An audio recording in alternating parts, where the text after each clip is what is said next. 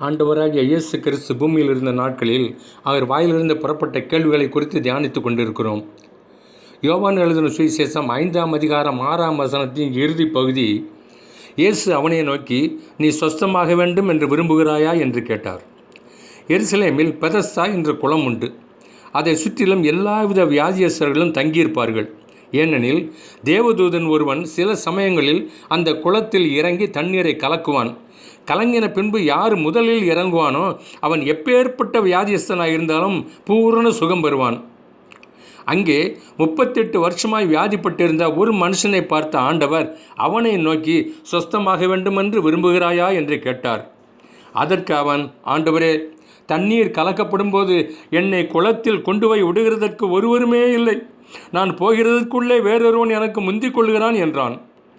தன்னோடு பேசுகிற இயேசுவால் தனக்கு சுகம் கொடுக்க முடியும் என்று அவன் அறியாதிருந்தான். ஆதலால், எனக்கு உதவி செய்ய ஒருவருமில்லை என்று புலம்பினான். இயேசு அவனை நோக்கி, எழுந்திரு, உன் படுக்கையை எடுத்துக்கொண்டு நட என்றார். அவன் சுகமடைந்தவனாய் தன் படுக்கையை எடுத்துக்கொண்டு மிகுந்த சந்தோஷமாய் சென்றானாம். ஒருவரும் இல்லை, எனக்கும் ஒருவரும் இல்லை. நான் கைப்படுத்த என் கணவன் என்னை கைவிட்டு விட்டான். என் அன்பு மனைவி என்னை பிரிந்து சென்று விட்டாள். நான் கஷ்டப்பட்டு உழைத்து கடைசி நாட்களில் காப்பாற்றுவான், ஆதரிப்பான் என்று நம்பியிருந்த என் பிள்ளைகளும் என்னை கைவிட்டு விட்டார்கள். எனக்கும் ஒருவருமில்லை.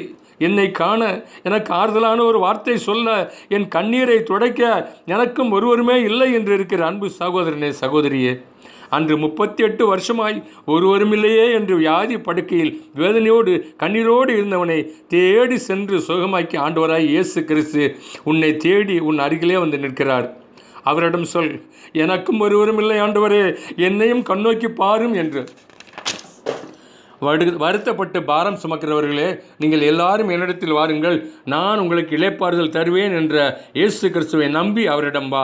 நிச்சயம் உன் கண்ணீர் மாறும், உன் கவலை மாறும், உன் வாழ்வில் ஒரு புது மாற்றம் ஏற்படும். நம்பி வா.